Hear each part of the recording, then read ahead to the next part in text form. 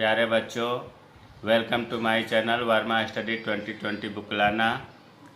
बच्चों, अगर आप लोग क्लास 12th का अर्थशास्त्र यूपी बोर्ड का हिंदी में अगर कोर्स करना चाहते हैं, फुल कोर्स करना चाहते हैं, तो मेरे चैनल को सब्सक्राइब कीजिए और बेल आइकन को प्रेस करिए ताकि कोई भी वीडियो अगर अपलोड करूं तो उसका नोटिफिकेशन आप पर जल्दी से जल्दी पहुंच जाए।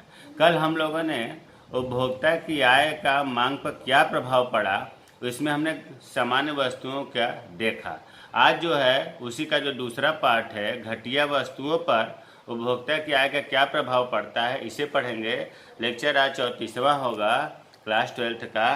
तो आज हम लोग जो है उपभोक्ता की आय में परिवर्तन का घटिया वस्तुओं की मांग पर प्रभाव।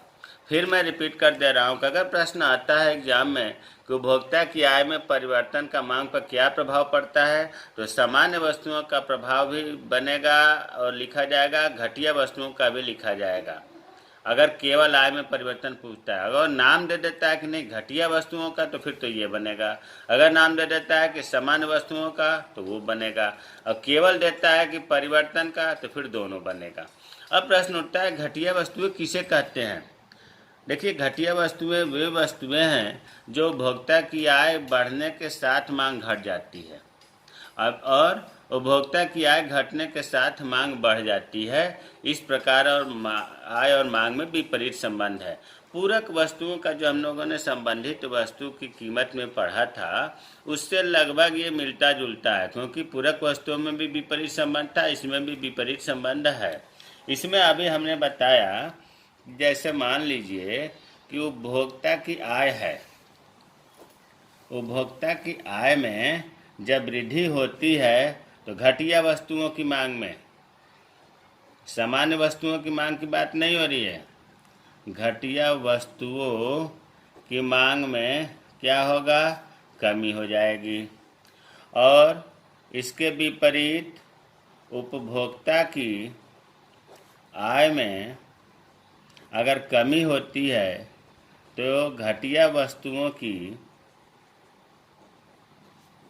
मांग में वृद्धि हो जाएगी।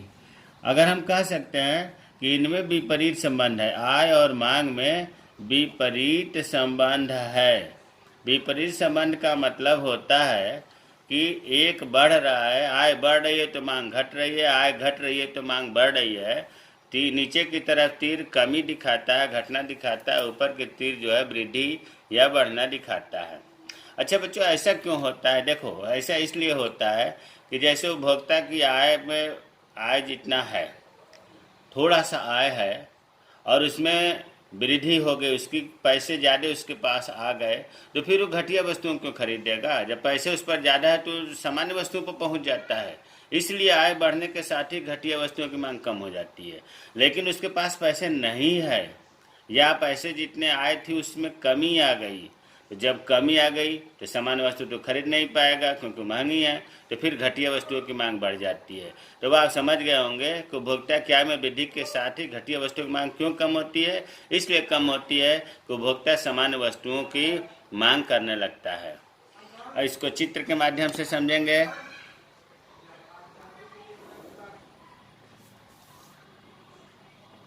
जैसे सब में चित्र बना, पूरक वस्तु में भी जैसे बना था लगभग सेम ऐसे ही है, ओ एक्स वाई।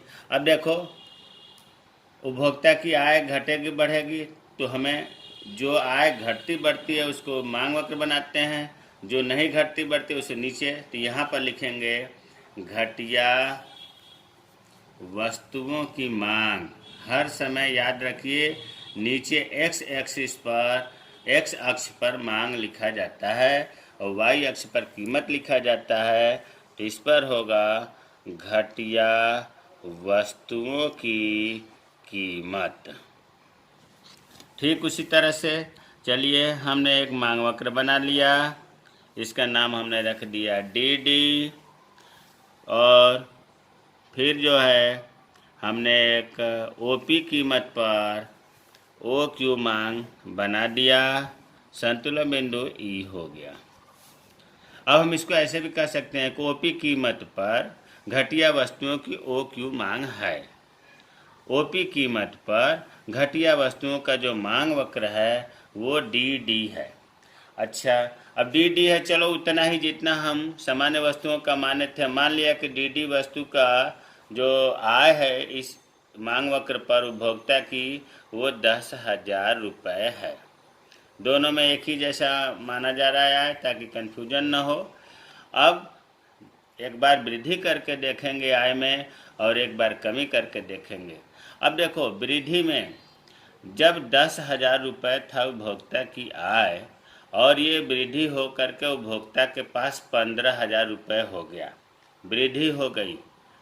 जैसे ही आय में वृद्धि हुई मांग कम हो गई। देखो विपरीत संबंध है, यहाँ ध्यान से समझिए। जैसे ही 10,000 से 15,000 हुआ, आय में वृद्धि हुई, मांग कम हो गई। और जब मांग कम होती है तो मांग वक्र बाएं खिसकता है। इसे तो बहुत भूल कर भी गलती न करिए। मांग में जब कमी होती है तो मांग वक्र बाएं खिसकता है। तो फिर हम एक दूसरा जो है मांग वक्र बना दिया, इसका नाम हमने रख दिया D1 और इसका जो है D1 पर उपभोक्ता की आय था 15,000 रुपये।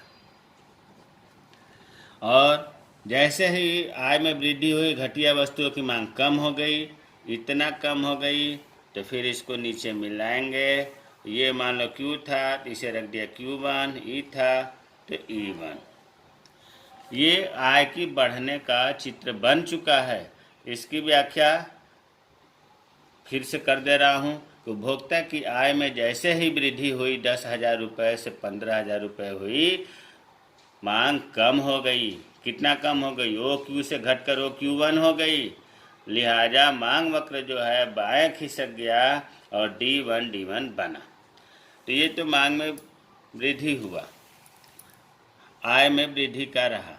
अब जो है आय में कमी करके दिखाते हैं। देखो, आय में अगर 10,000 रुपये है और उसकी आय में कमी हो गई, 5,000 रुपये हो गया उपभोक्ता के पास, तो आय में जब कमी होती है तो क्या होता है? घटिया वस्तुओं की मांग बढ़ जाती है और जब मांग बढ़ती है तो मांग वक्र दाहिने खिसकता है। हमेशा कमी पर बाएं और बढ़ने पर दाएं मांग वक्र खिसकता है। तो अब कमी हुई तो मांग बढ़ गई तो मांग दाहिने, तो फिर हम दाहिने एक मांग वक्र बनाएंगे। इसका हमने नाम रख दिया D2 और ये हो गया आपका 5,000 रुपये। देखो, इतना इधर जैसे कमी हुई आय की तो मांग में वृद्धि हो गई तो मांग वक्र दाहिने खिसक गया। जबकि पहले क्या था? पहले बाएं खिसका था, इतना कम भी हो गया था आय। अब जो है जैसे ही 5,000 रुपये हुआ, घटिया वस्तुओं की मांग बढ़ गई तो मांग वक्र दाहिने खिसक गया। दाहिने हमने बना दिया। फिर इस मांग वक्र को हम आगे मिलाएंगे, इस पॉइंट को नीचे मिलाएंगे। ये हो गया आपका Q2, इसे हमने चलो नाम रख दिया E2। तो अब देखो मतलब उपभोक्ता की आय में कमी होते ही नया मांग वक्र तैयार हो गया, D2। क्यों? क्योंकि मांग बढ़ गई, दाहिने खिसक गया। मांग कितनी बढ़ी? OQ से बढ़ कर के OQ2 हो गया। तो ये पूरक वस्तुओं जैसा है ये, और इसकी व्याख्या जो चीज़ यहाँ लिखा है वही चीज़ इसमें अभी मैंने बताया।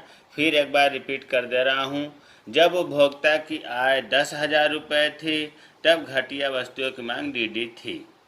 जैसे उपभोक्ता की आय बढ़ कर के 15,000 रुपये हुई तो घटिया वस्तुओं की मांग घट गई और मांग वक्र बाएं आ गया, बाएं पहुंच गया, D1 हो गया और घटिया वस्तुओं की मांग OQ से घट करके OQ1 हो गया।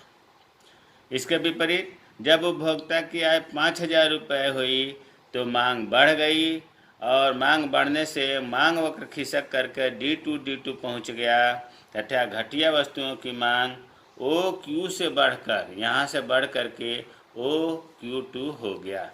अगर किसी को नहीं समझ में आ रहा है तो इस व्याख्या की सहायता से आप समझें, बनाएं और पूरा तैयार हो जाना चाहिए। आज इस प्रकार जो है आपका उपभोक्ता की आय में परिवर्तन का मांग पर प्रभाव समाप्त हुआ। सामान्य वस्तुओं का कल बताया, घटिया वस्तुओं का कल बताया।